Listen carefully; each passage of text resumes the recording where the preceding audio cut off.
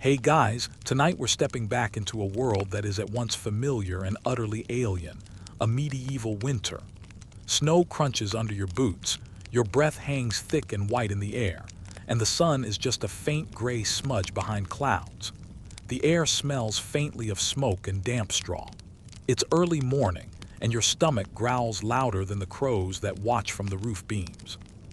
You wake up curled under a scratchy wool blanket in a hut that feels colder inside than it does outside.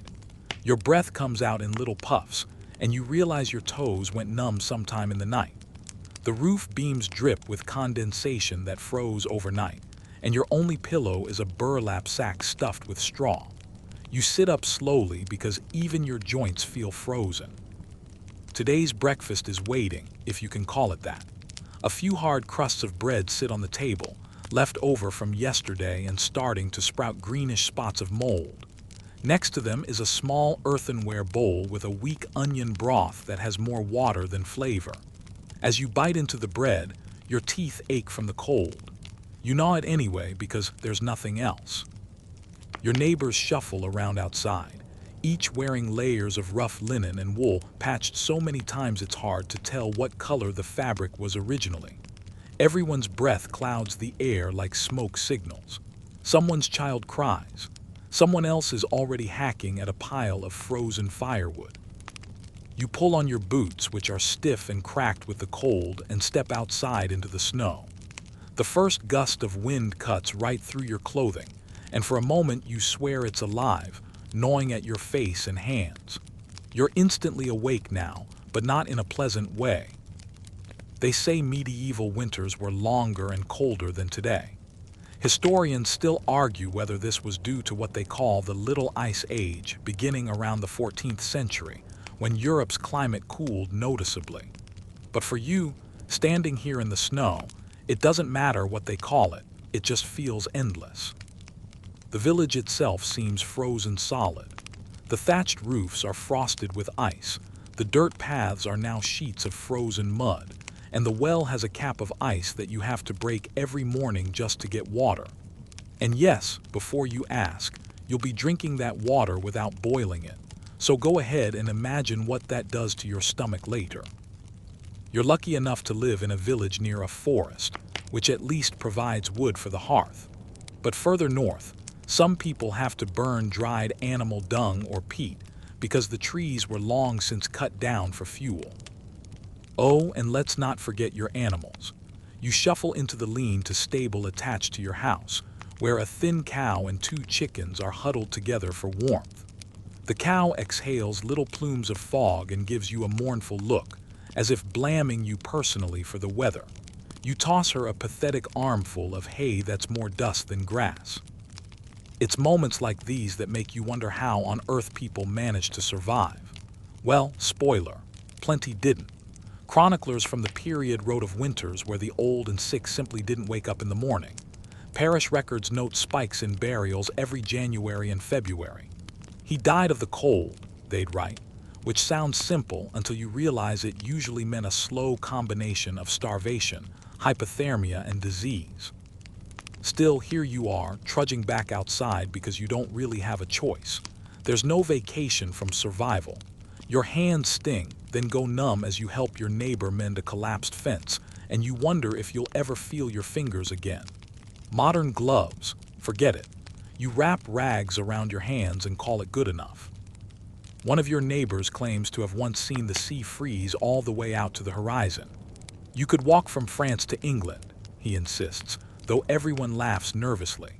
Historians still argue whether that was truly possible. Some say the Thames in London froze solid enough to hold markets and games, but the whole channel, probably not. Still, it's the kind of story you cling to on mornings like this, just to distract yourself from the hollow feeling in your stomach and the brittle ache in your bones. As you shuffle back inside for a short break, you notice the frost creeping along the inside of the windows, delicate as lace. Pretty, you think, if you squint and ignore the fact that it's slowly trying to kill you. So before you get comfortable, take a moment to like the video and subscribe, but only if you genuinely enjoy what I do here. and let me know in the comments where you're listening from and what time it is there. Now dim the lights, maybe turn on a fan for that soft background hum, and let's ease into tonight's journey together.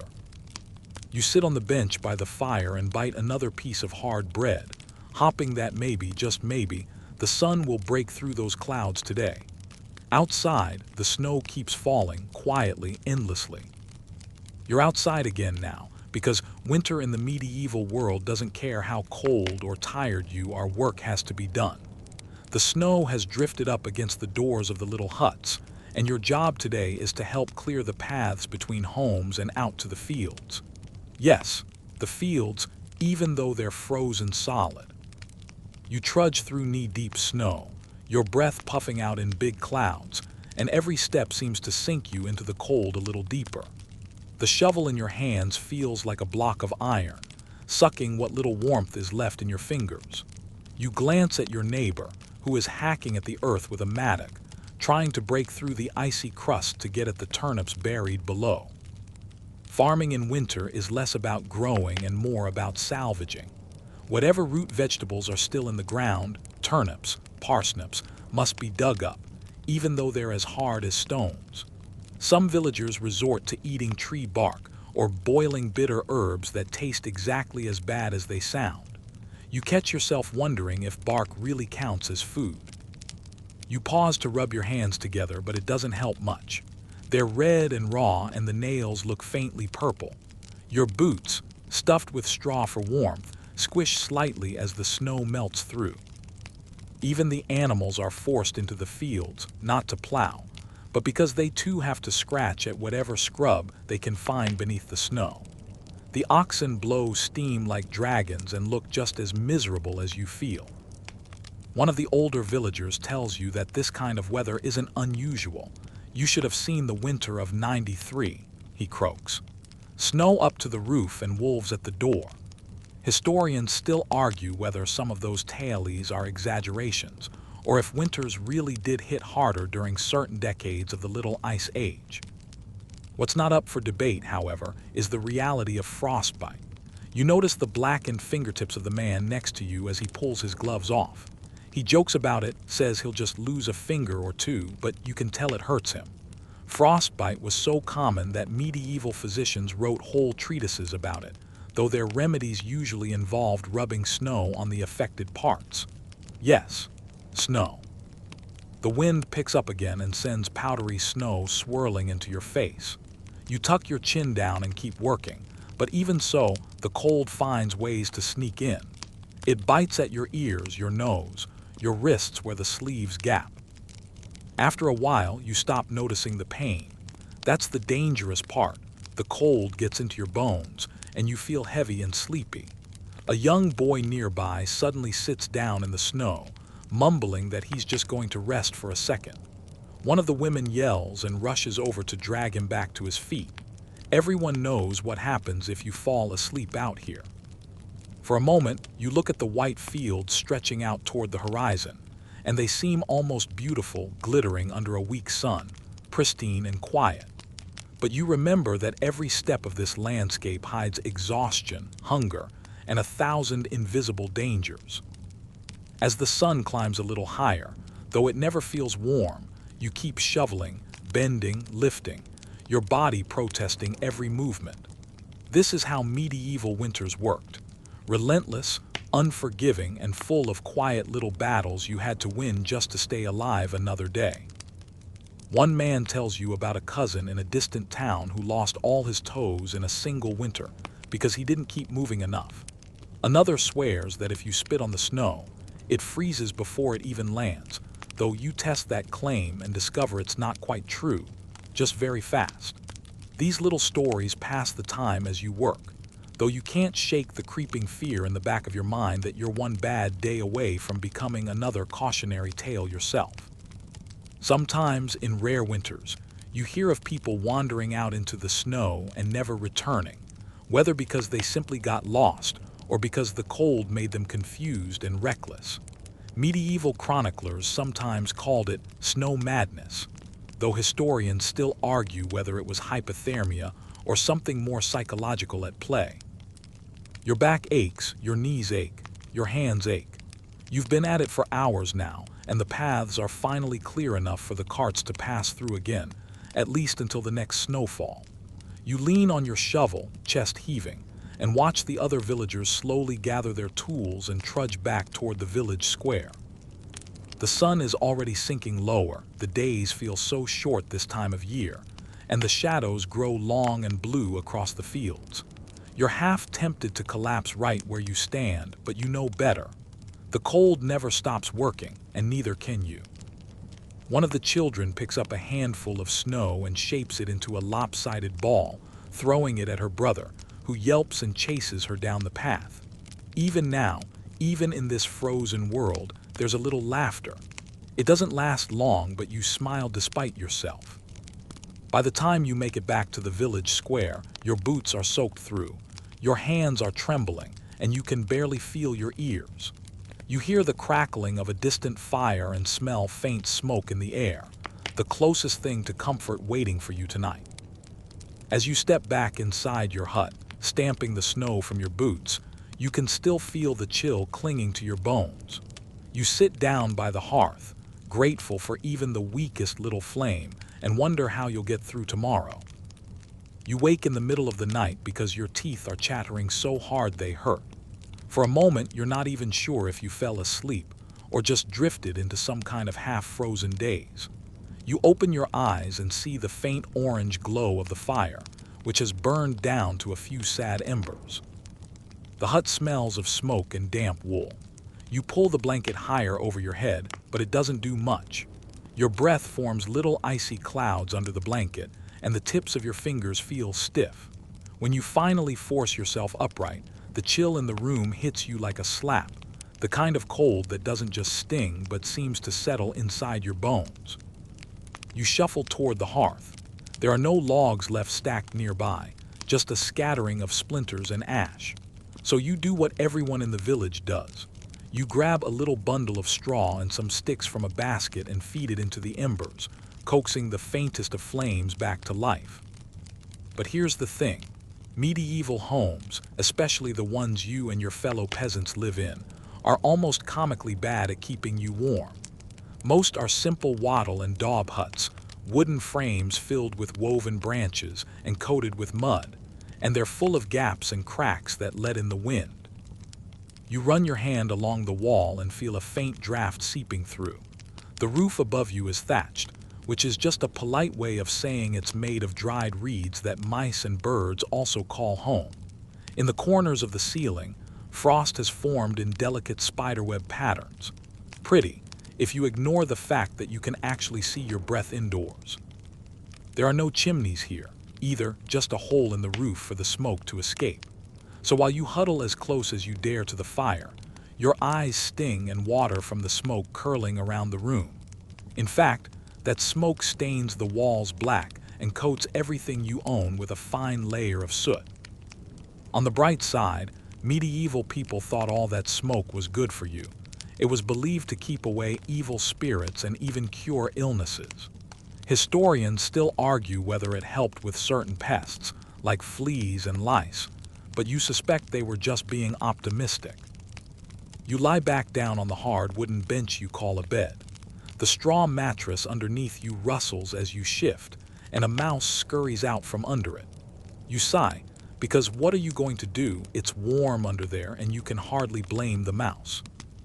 Your blanket, if you're lucky, is woven wool, rough and scratchy, but better than nothing. Some families also sleep together in the same bed just to conserve body heat.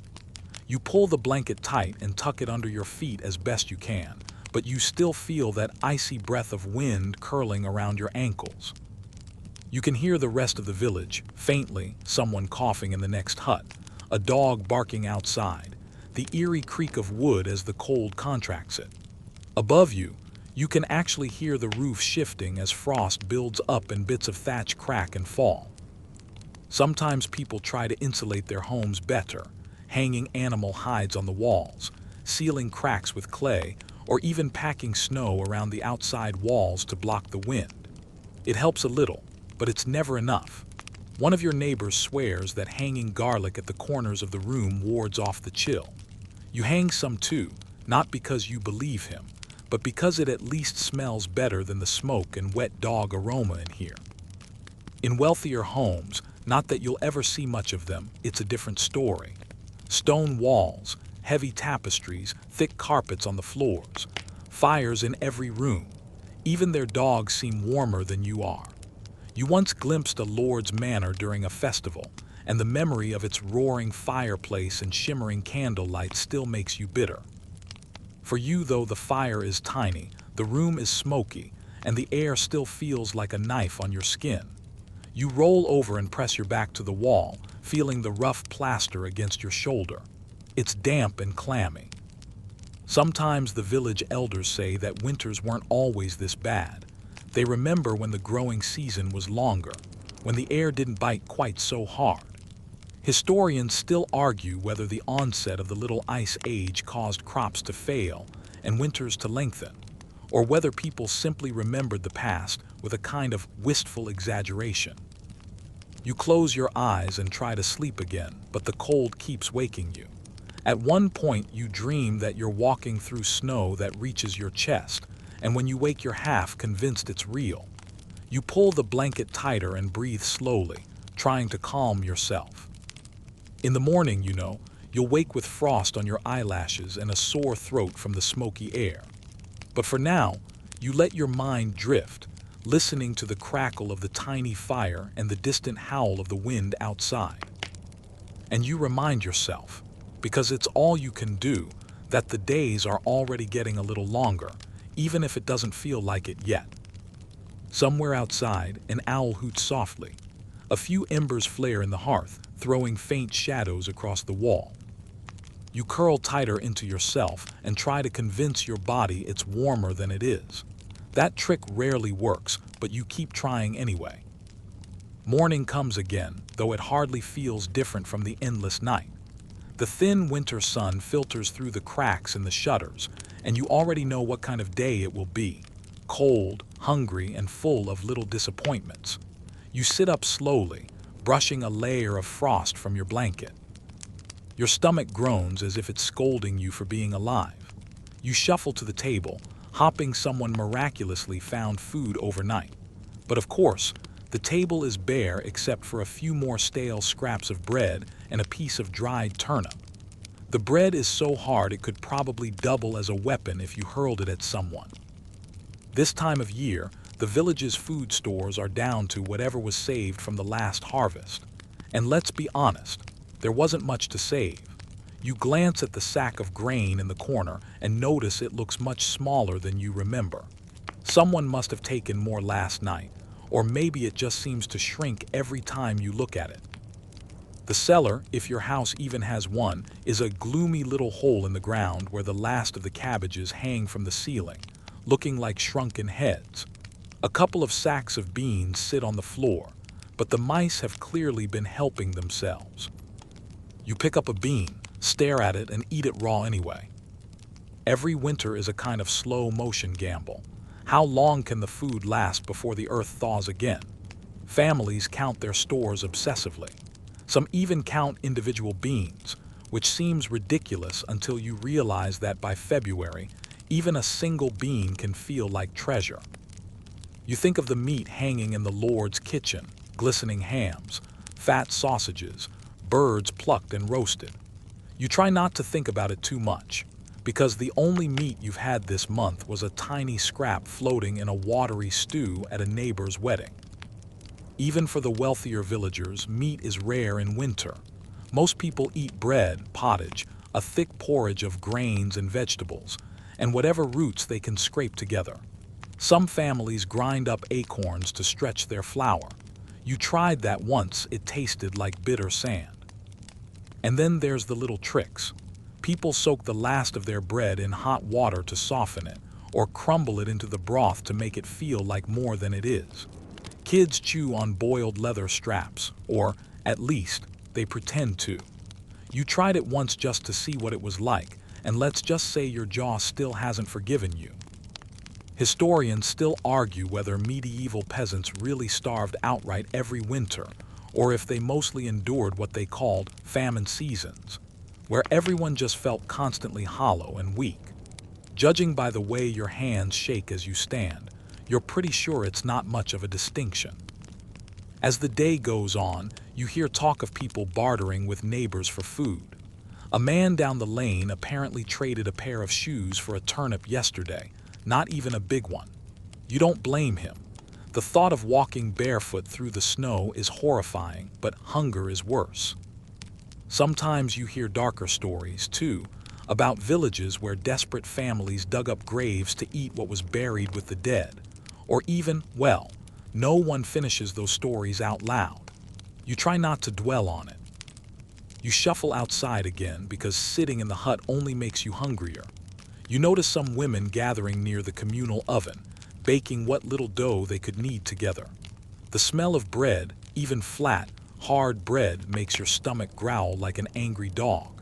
You hang around awkwardly, hoping someone might drop a crumb, but nobody does. An old man sits on a stump nearby, muttering about how winters used to be easier. He swears he remembers a time when the river ran with fish year-round, and the forests were full of deer even in February. You kids don't know how to hunt anymore, he grumbles. But historians still argue whether wild game actually declined that much over the centuries, or if people simply forgot how abundant it once was. You pass by a neighbor's window and catch a glimpse of a family inside, sharing a bowl of steaming broth. You linger for just a moment too long before moving on. Out of habit, you check the traps you set near the woods last week. Nothing. Not even a rabbit, though you see its tracks leading away. Rabbits are clever and probably just as hungry as you are. There's a boy crouched at the edge of the frozen stream, trying to crack the ice with a stick. You wander over, and he points proudly at the fish he thinks he sees trapped beneath the ice. You both know he'll never catch it, but you smile anyway. At least he's trying. As dusk falls, you head back home, feeling that familiar, gnawing ache in your belly. You think about the sacks of flour in the Lord's granary, probably guarded by men who would sooner club you than share. You wonder if you could sneak in. You quickly dismiss the idea, not because it's wrong, but because you don't even have the strength to try. You sit back down at the table as someone places another slice of bread in front of you, so thin you can almost see through it. You chew it slowly, pretending it's a feast, pretending you're full. And as you lay down again, your stomach still hollow and growling, you can't help but laugh quietly at yourself. Because here you are freezing, starving, and somehow still alive. And tomorrow you'll get up and do it all again. The next morning, you wake with a strange heaviness in your chest and a tickle in your throat. You've been coughing on and off all night, though you tried to convince yourself it was just the smoke from the fire. But as you sit up, you realize your head feels stuffed with cotton and your bones ache like you've been beaten with sticks. You shuffle to the door and push it open, letting in a rush of freezing air.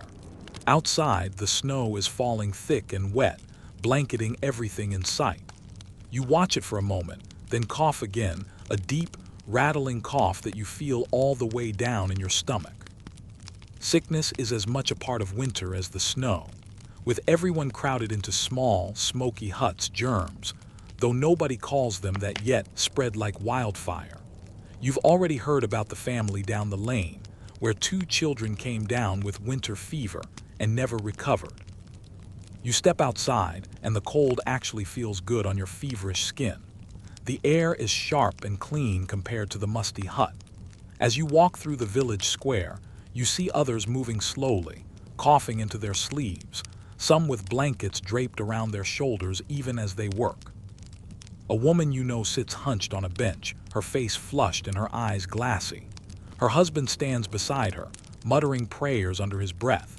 People still believe that sickness comes from bad air or evil spirits, so the air inside the huts, smoky though it is thought to protect them. Historians still argue whether these beliefs helped at all, though you suspect the smoke did nothing but make everyone's lungs worse. You pause to get a bucket of water from the well, which takes longer than usual because the rope is frozen stiff and the bucket keeps sticking to your hands. When you finally manage to break the ice and haul the bucket up, You glance at your reflection in the water. Your cheeks look sunken, your lips cracked and pale. When you were a child, someone told you that winter was when the dead walked more freely, because the cold made the veil between worlds thinner. You used to laugh at that, but now, seeing how quickly people wither away this time of year, you're not so sure. You walk back toward the huts, passing a small shrine where someone's left a little offering, a crust of bread and a sprig of dried herbs, to ward off illness. You don't bother leaving anything yourself, but you bow your head slightly as you pass. Inside one hut, a girl is lying on a straw mattress, her mother wiping her forehead with a damp cloth. She's breathing shallowly, her face slick with sweat despite the freezing air. Someone mutters something about the frost fever, though nobody really knows what that means. You watch for a moment before slipping away. It feels wrong to linger. You head back to your own hut, clutching the bucket to your chest, and sit near the fire. You sip some warm water, which does little to ease the tightness in your throat. Sickness in the winter isn't just from the cold itself, it's from everything.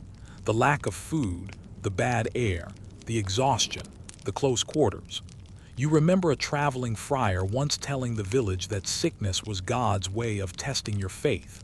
You wondered at the time if God might find a less cruel way. Some of the older villagers swear by strange cures, drinking warm beer mixed with herbs, tying garlic to your wrist, even hanging a toad in a bag around your neck. You're tempted to try them all just in case, though you can't help but think the toad seems less than enthusiastic about the arrangement. Historians still argue whether medieval treatments did any good or whether people simply got better or died, in spite of them. You figure it probably doesn't matter to the sick in that moment. By late afternoon, you're feeling even weaker. The fire burns low and you're too tired to fetch more wood. You lie back on the bench, pulling the blanket around you. The room feels like it's spinning slightly, and even the light from the fire seems too bright. Somewhere outside, you hear bells ringing, a funeral bell. You close your eyes and tell yourself it's not for you. Not yet. You drift into a feverish sleep, where you dream of endless white fields stretching on forever, dotted with shadowy figures watching you from the distance. When you wake, it's dark again, and the fire is little more than embers. You cough into your sleeve and feel how hot your skin is despite the freezing air.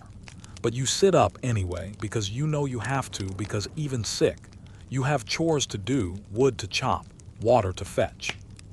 And besides, you think grimly, if you don't keep moving, winter wins. You wrap yourself in the blanket and stumble back outside into the snow. Hopping the fresh air will clear your head, though the wind immediately bites into your flushed cheeks.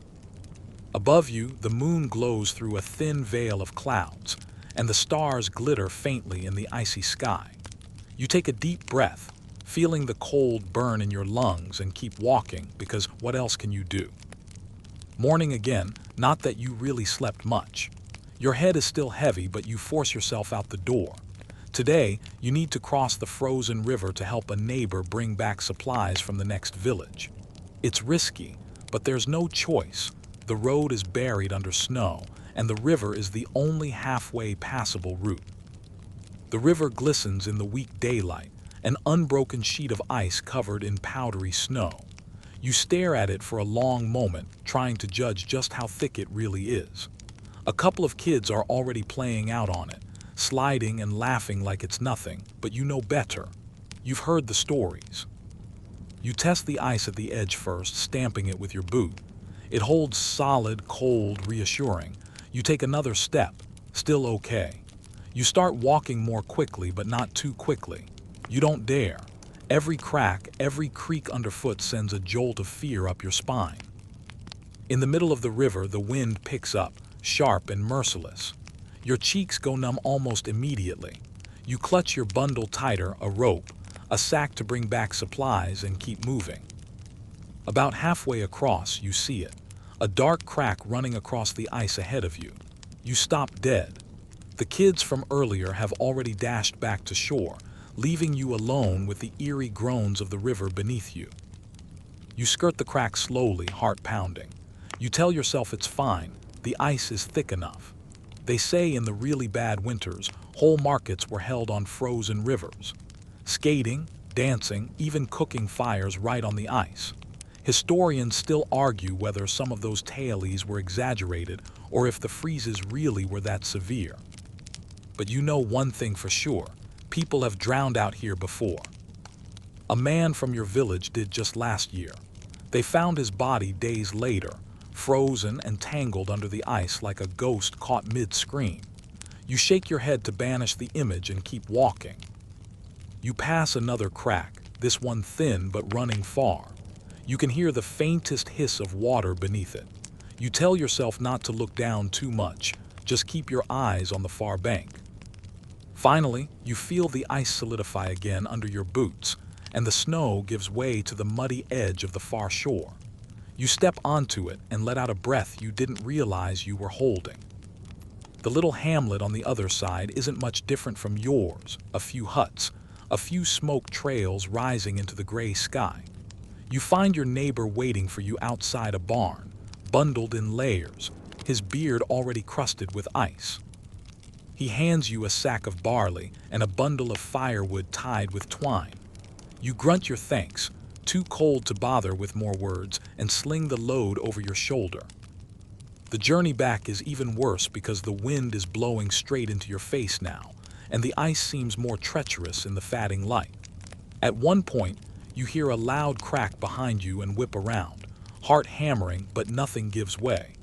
The sound echoes eerily over the silent river. When you finally reach the village side again, you almost collapse on the bank in relief. Your legs feel like water, and your fingers are stiff and white from clutching the rope so hard. Someone asks if you saw anything strange on the ice. People always ask that.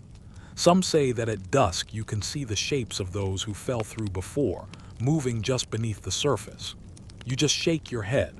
Whether you believe it or not, you'd rather not think about it.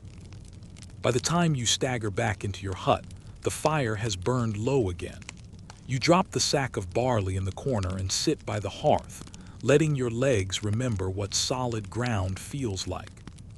You think again about those frozen markets you've heard about, the grand fairs where people drank and danced and laughed on ice that seemed as firm as stone.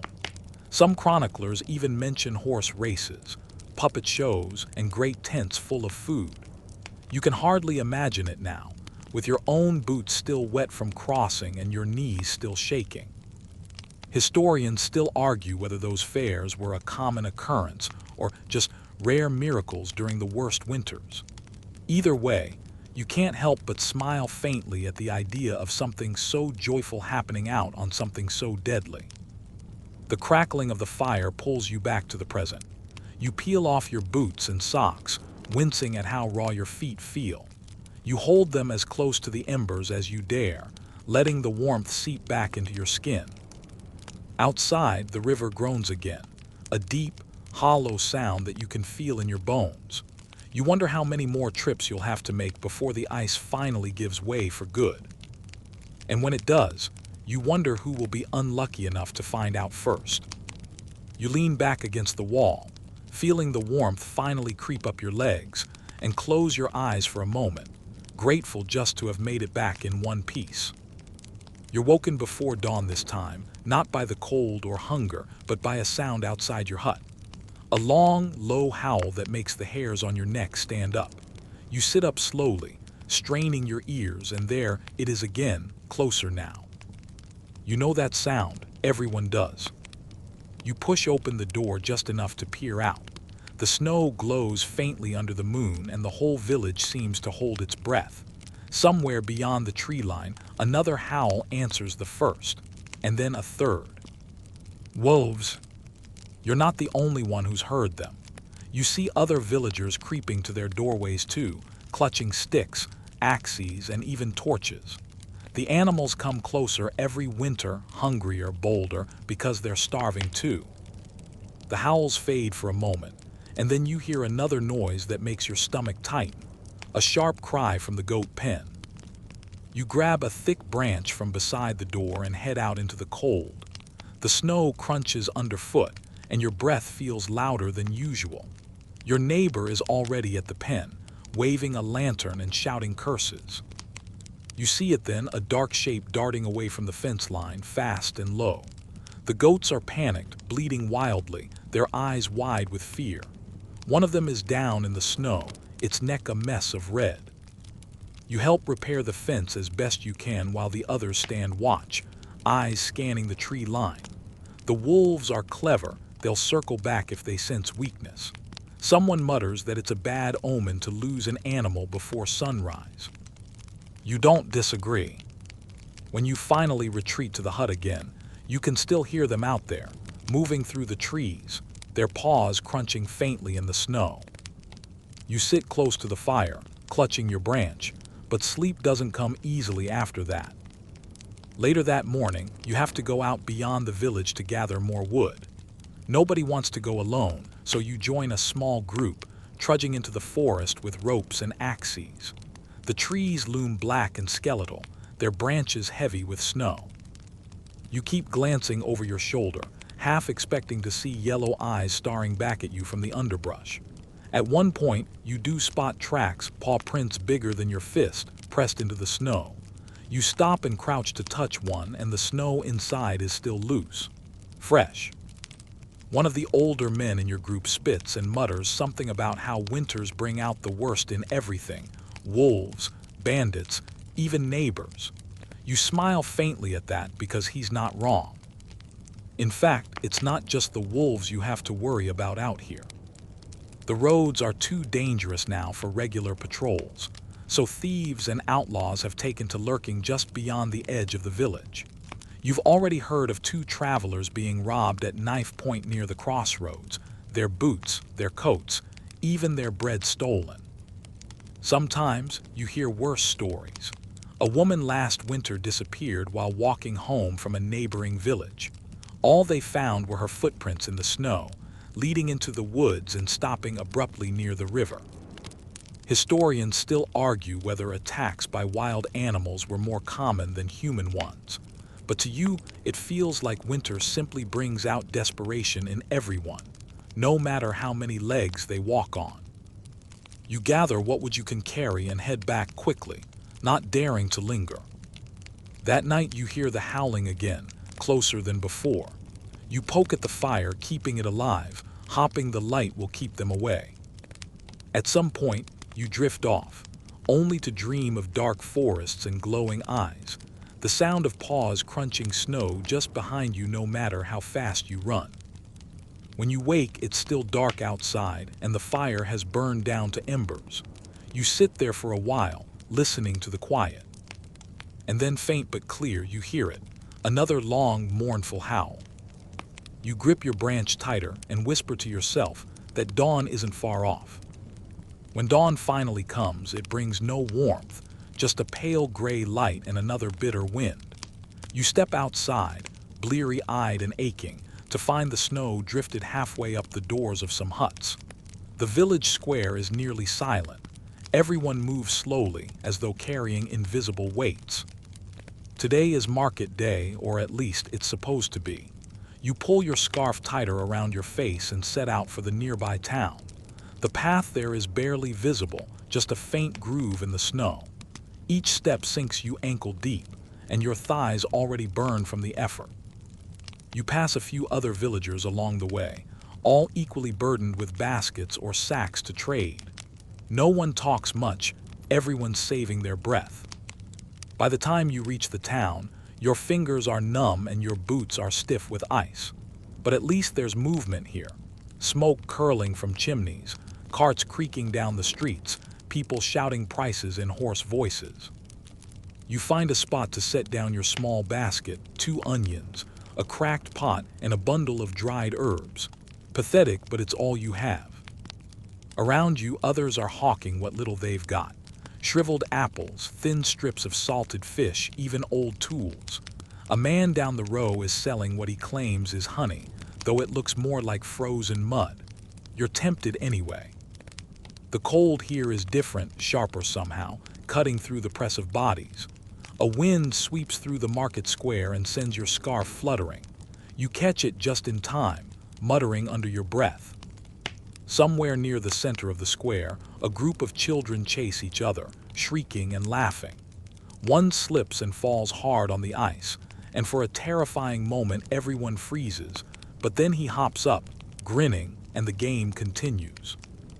A merchant nearby grumbles about how winters were never this cruel when he was young.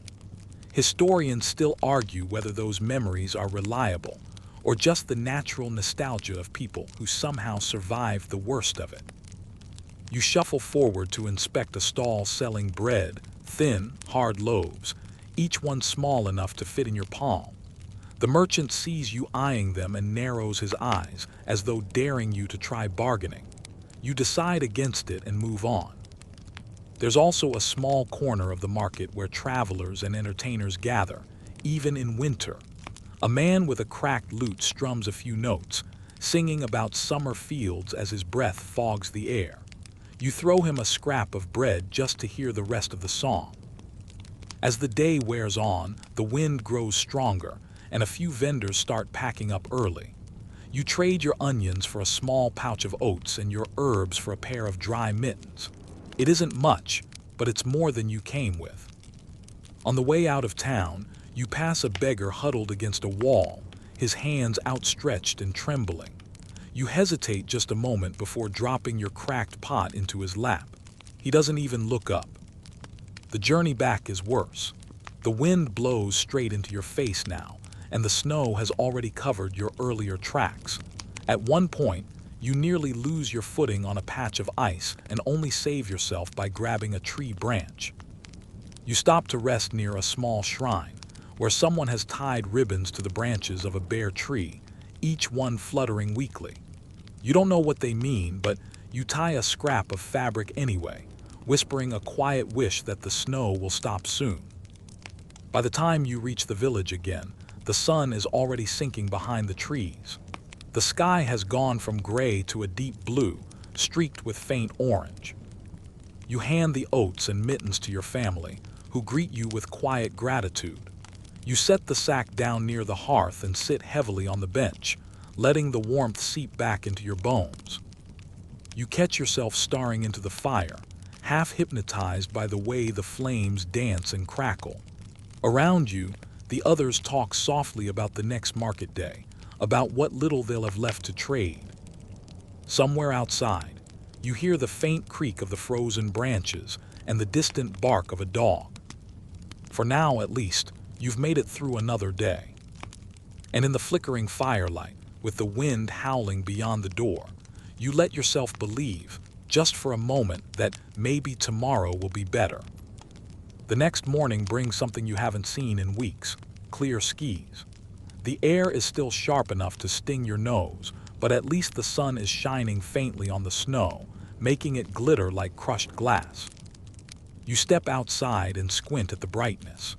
The snow crunches loudly underfoot, and the light bounces up at your eyes until they water. For a second, you almost feel cheerful, but then you remember what day it is. Laundry day. It's strange, you think, how even in the depths of winter, people still insist on washing clothes. You trudge toward the stream, carrying a bundle of frozen linens over your shoulder, and your breath curls in little puffs before you. When you reach the water's edge, you find a few other villagers already there, kneeling on the icy stones, sleeves rolled up to their elbows. The stream itself is only partly frozen, a dark ribbon cutting through the white landscape. You kneel beside them and plunge your hands into the water. The cold is so sharp it feels hot for a second, and you actually hiss through your teeth. The first shirt you dunk in the water freezes almost as soon as you wring it out, stiff and crunchy, like parchment.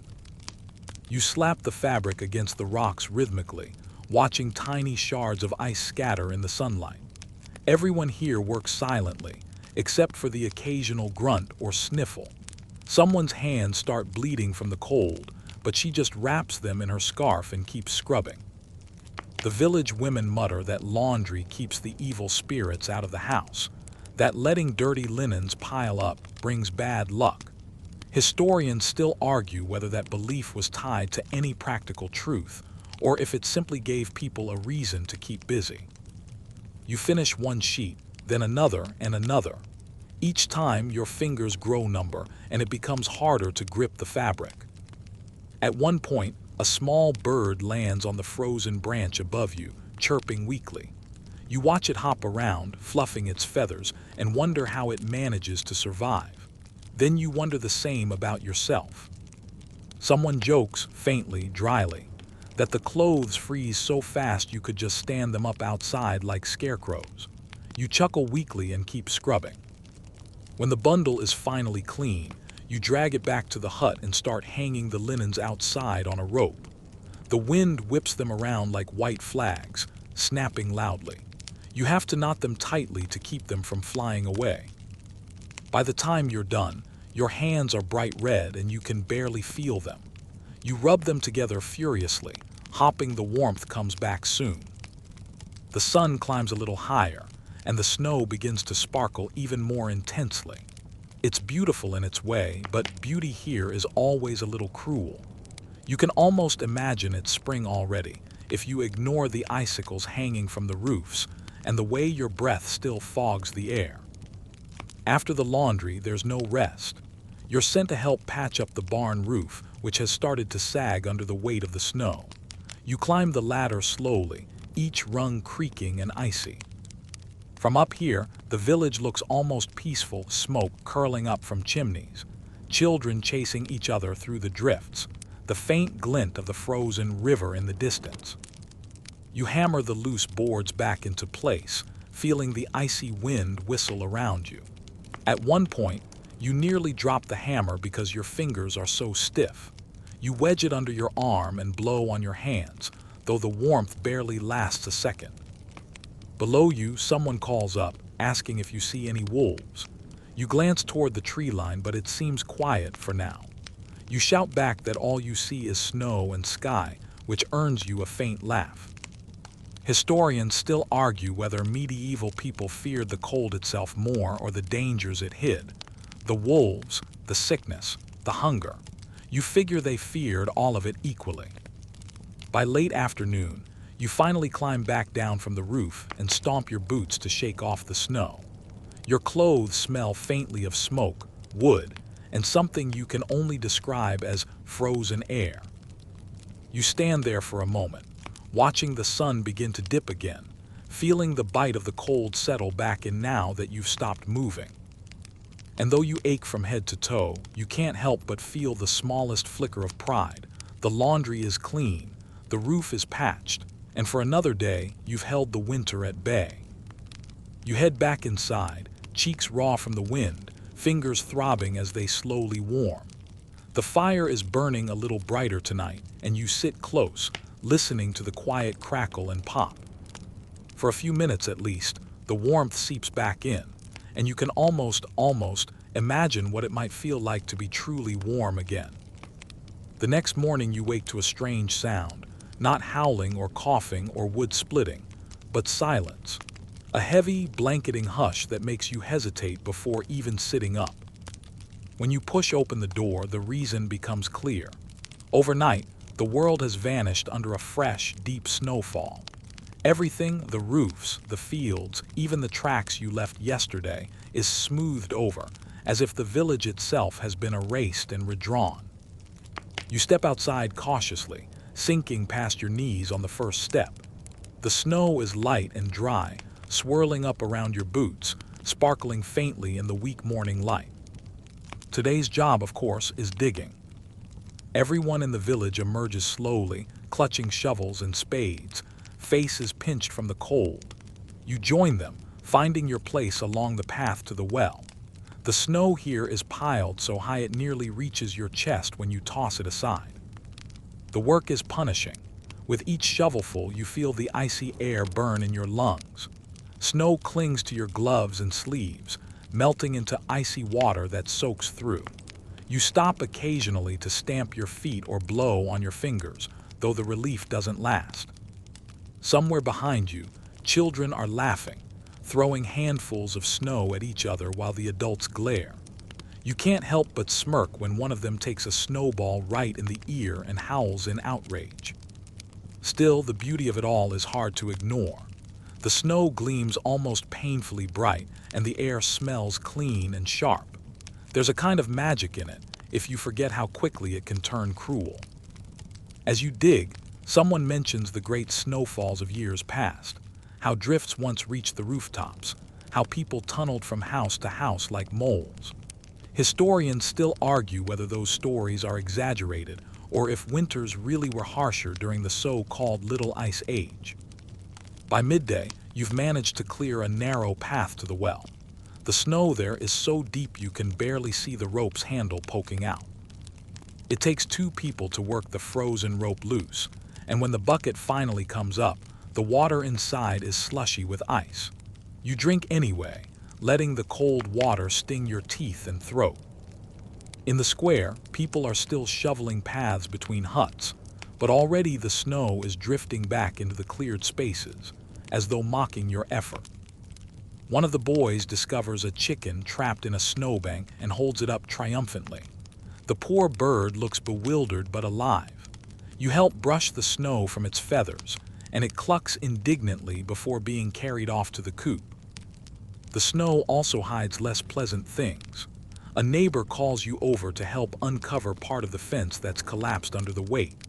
As you dig, you see dark stains in the snow where some animal, goat or dog, you can't tell, didn't survive the night.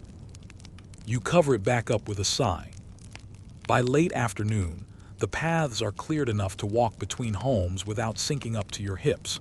You drag yourself back inside, shedding your soaked gloves and boots. Your hands are so numb, you fumble the latch on the door before finally managing to close it against the wind. Inside, the fire is burning low again, and the smell of smoke clings to everything. You sit as close to the embers as you dare, letting the heat soak into your frozen skin. Outside, the snow keeps falling, tiny, steady flakes swirling past the window like ash. You watch them for a while, your eyelids heavy, your body aching from the day's work. It occurs to you that no matter how much you shovel, the snow will come back tomorrow, and the next day, and the next. Historians still argue whether people in the Middle Ages saw the winter snow as punishment, blessing, or simply another fact of life. You suspect it was all 3. The fire pops, startling you out of your thoughts. Someone tosses another log on and the light brightens, casting warm shadows on the walls. You stretch out your legs, feeling the last of the chill melt from your toes, and close your eyes briefly. For now, at least, you've carved out a little space in the world, just enough to breathe, just enough to feel like you might actually make it through. You wake to a strange smell this morning, not smoke or stew, but something sharper, faintly metallic. When you sit up, you see a faint haze drifting through the cracks in the shutters. It takes you a moment to realize. The air itself seems different today. You push open the door and step outside into a biting wind. The snow crunches like glass underfoot and your breath hangs thick in front of you. But the air smells, wrong somehow heavy, as though the world has forgotten how to breathe properly. In the square, a few others are gathered, staring at the sky. Above, the clouds are low and heavy, tinged faintly red at the edges. Someone mutters that it's a sign of bad weather, worse even than usual. And they're right. By midday, the wind has picked up, whipping the snow into the air and filling the paths you cleared yesterday. The drifts climb higher and higher against the doors. Soon you can barely see the outlines of the huts through the swirling white. It's a blizzard. You and a few neighbors scramble to nail boards over the shutters and wedge blankets into the cracks around the doors. Someone ties a rope between 2 huts so they don't lose their way when venturing outside. You try to help, but the wind is so strong it knocks you sideways, and the snow stings your face like 1,000 tiny needles. Back inside, the sound of the storm is deafening.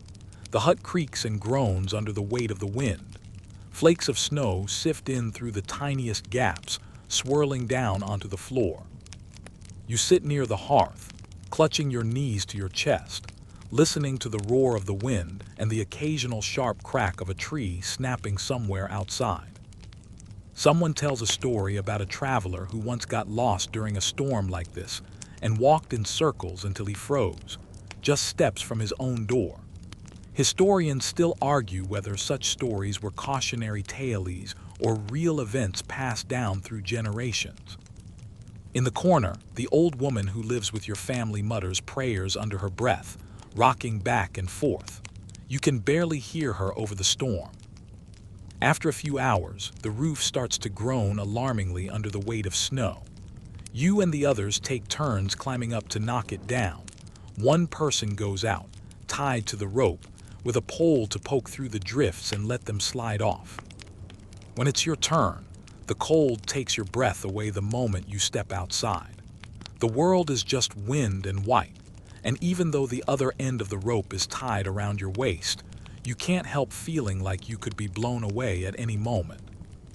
You climb onto the roof and start jabbing at the snow, feeling it slump and slide down in heavy sheets.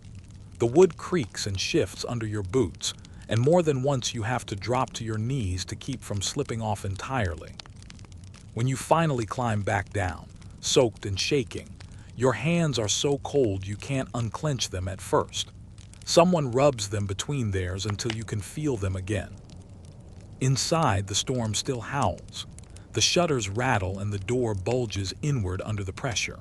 You're almost afraid to fall asleep, worried that if you close your eyes, you'll wake up buried. But eventually, exhaustion wins. You drift off to the sound of the storm's endless roar, imagining that the whole world has been swallowed up in snow, and that you're nothing more than another flake, spinning in the wind. When you wake, the silence is deafening. At first you think you've gone deaf in the night, the storm's roar is gone, replaced by a stillness so complete it makes your ears ring. You sit up slowly, listening. Nothing but your own breath and the faint crackle of dying embers in the hearth. You push open the door and find the village transformed. The snowdrifts are monstrous now, swallowing fences, burying roofs.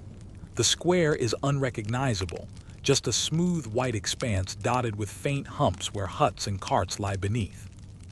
You step outside and the snow comes up to your thighs. Every movement is a fight. The air is painfully cold, colder than you thought possible, and the sun is nowhere to be seen, hidden behind a thick gray sky. The silence is eerie. No birds, no wind, no children's laughter, just your own footsteps muffled by the snow. People begin to emerge one by one, squinting at the brightness. A few dig at their doors with shovels, hacking a way out. A man near the edge of the village climbs to the roof of his hut to shovel it off before it collapses under the weight. You join others in clearing paths again.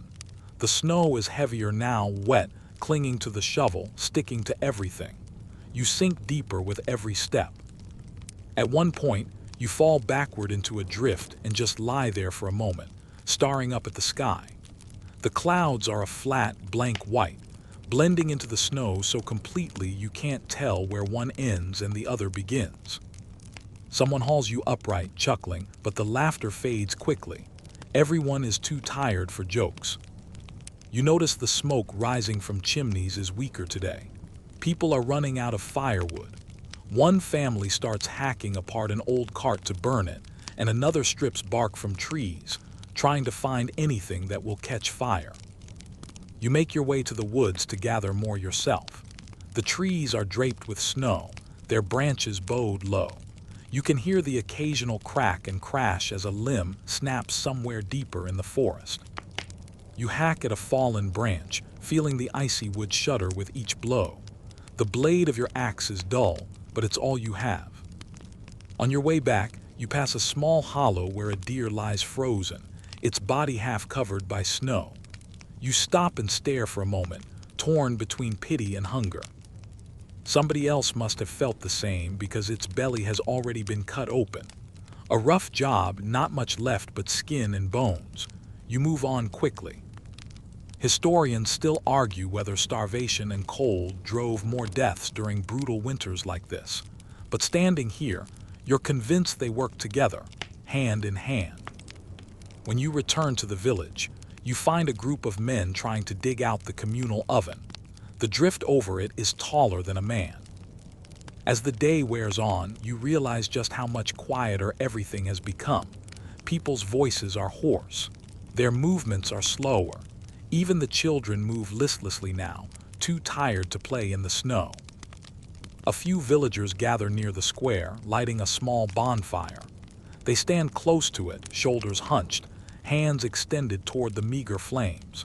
You join them, feeling the heat on your face even as the backs of your legs freeze. For a moment, you all just stand there, staring into the fire, letting its crackle break the silence. Someone hums a tune under their breath. You don't recognize it, but it's soft and sad and feels like it's always been part of the winter. As dusk falls, you head back to the hut, dragging your feet through the newly cleared path. The air grows colder with every step, and the sky deepens to a dark, bruised blue. When you finally close the door behind you, you collapse on the bench, hands raw, back aching. Tomorrow, you know the snow will still be there, waiting. But for tonight, you let yourself sink into the quiet, feeling the faint warmth of the hearth on your cheeks, and you whisper to yourself, "At least you're still standing." By the next morning, it is clear that the winter is winning. You wake to a hut that is colder than the night before. The embers in the hearth are dead, and your breath hangs in the air like smoke. The blanket over you is stiff with frost. When you sit up, your joints protest, your back feels splintered, your hands ache, and your lips are so dry they've cracked in the night. Even your eyelids seem heavy, as though the cold has settled into them too. You push the door open to find another layer of snow waiting outside. Not as deep as the day before, but heavier somehow, wetter, darker, more oppressive. People are moving even slower now, fewer of them outside. You see more blankets wrapped around shoulders, more vacant stares, more hollow cheeks.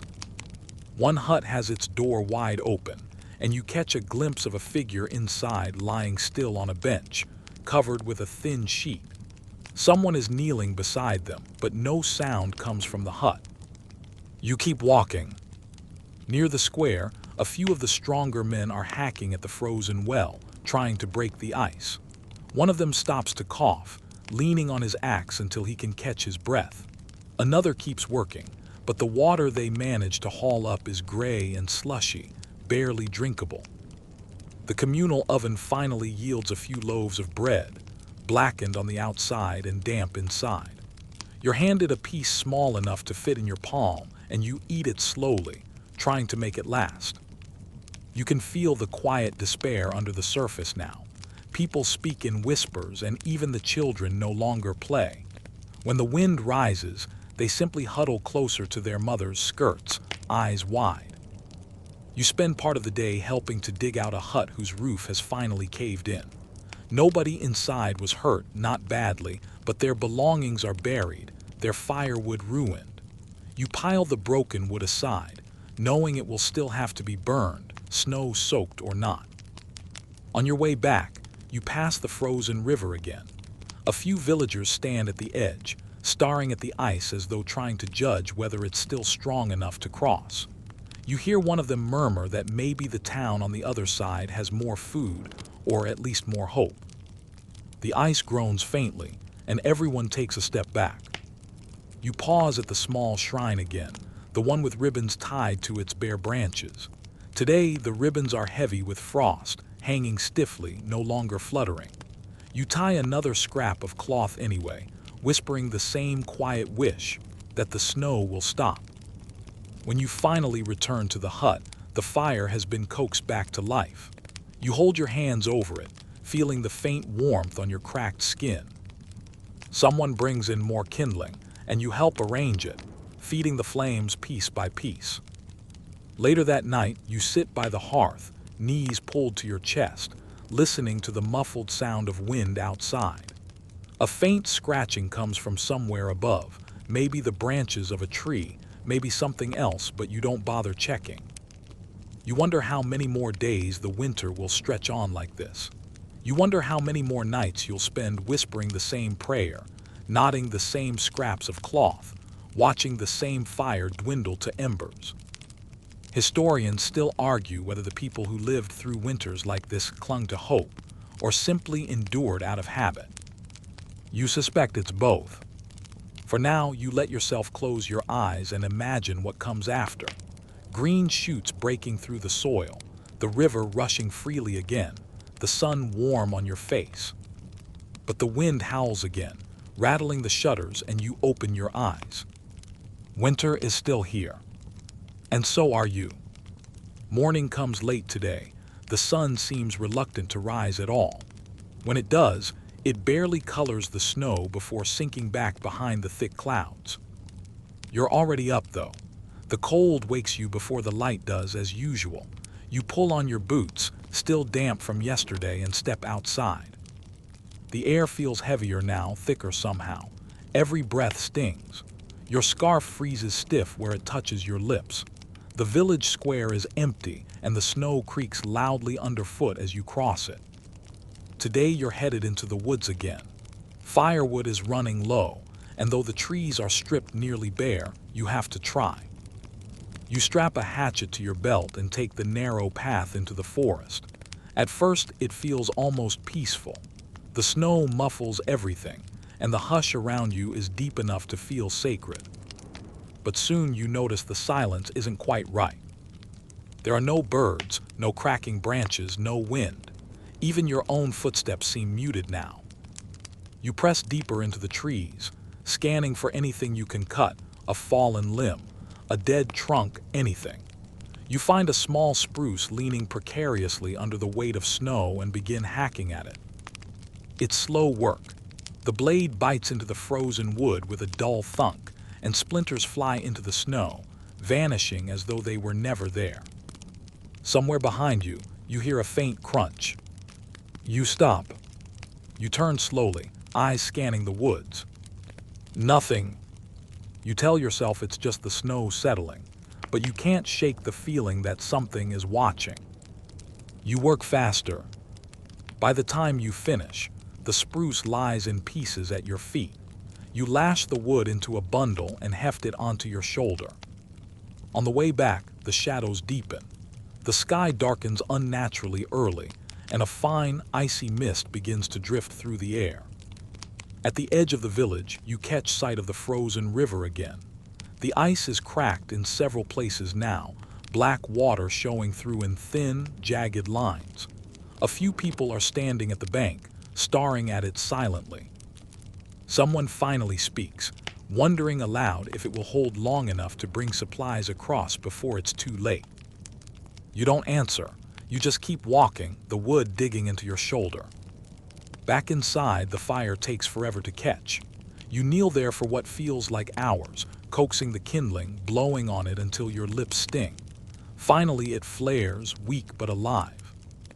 You hang your wet scarf by the hearth, watching the steam rise from it in faint wisps. Outside, the mist thickens. The moon rises faintly, a sickle of silver behind the clouds, and for a moment you see shapes moving through the fog, whether wolves, neighbors, or your own tired imagination, you can't say. You sip a little water from the cracked jug, wincing at the taste. Someone once told you the snow was cleaner than the well water if you melt it properly, but the thought of eating more snow makes your teeth ache. Historians still argue whether medieval people knew enough to boil snow before drinking, or whether they just drank it straight out of desperation. You stare into the flames, trying to let your body thaw, and catch yourself counting the logs left in the corner of the room. Not many now. Around you, the others sleep fitfully, curling closer to the heat. You stay awake, listening to the quiet hiss of the mist outside, feeling it in your bones, knowing that tomorrow you'll have to go out again. But for tonight, you just sit there, eyes half closed, fingers stretched toward the fire, and whisper to yourself, to the flames, to whatever listens, just a few more days. Just a few more.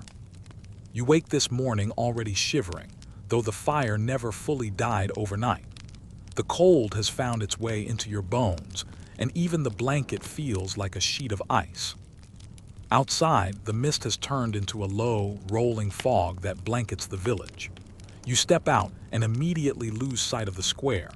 The air is so thick with white you can only see a few paces ahead. It's time to check the traps.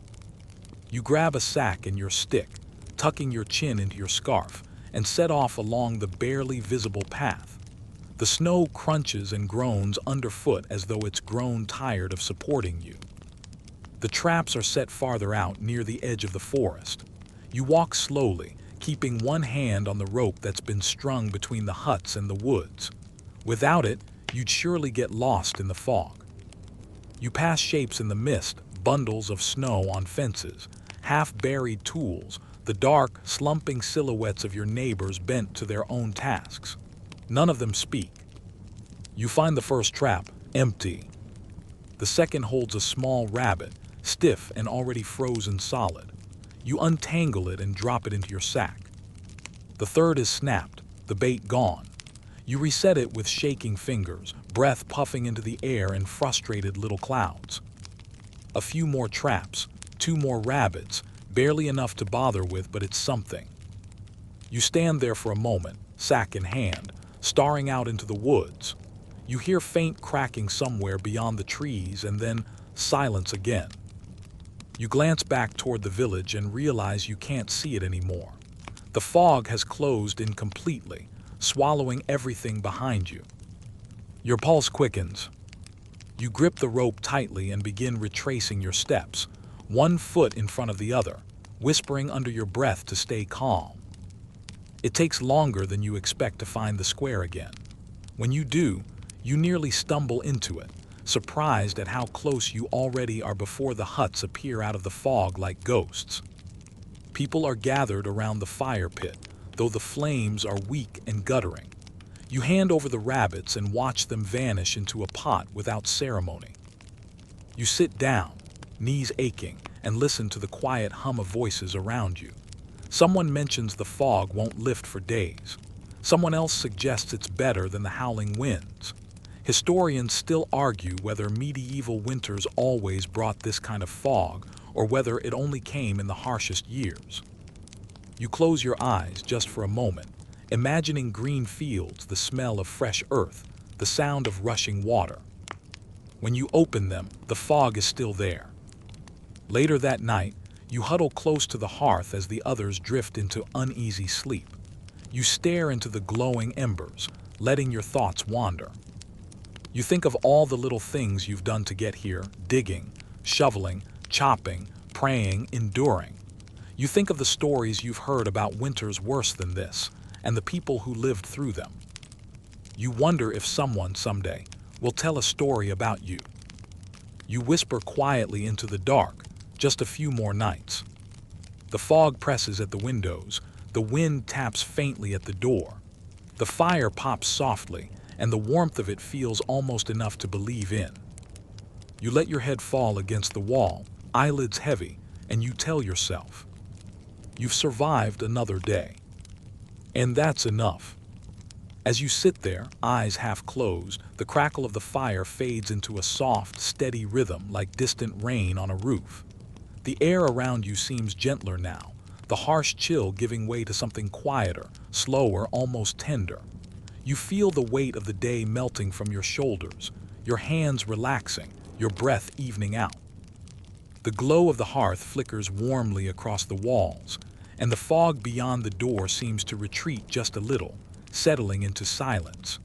Your eyelids grow heavier still, and every sound, the faint hiss of embers, the creak of old wood, feels softer, calmer, almost like a lullaby.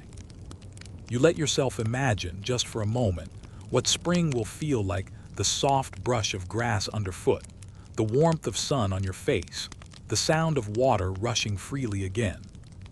For now, though, you stay in this quiet place, letting the rhythm of the fire and the gentle hush of snow outside carry you deeper into stillness.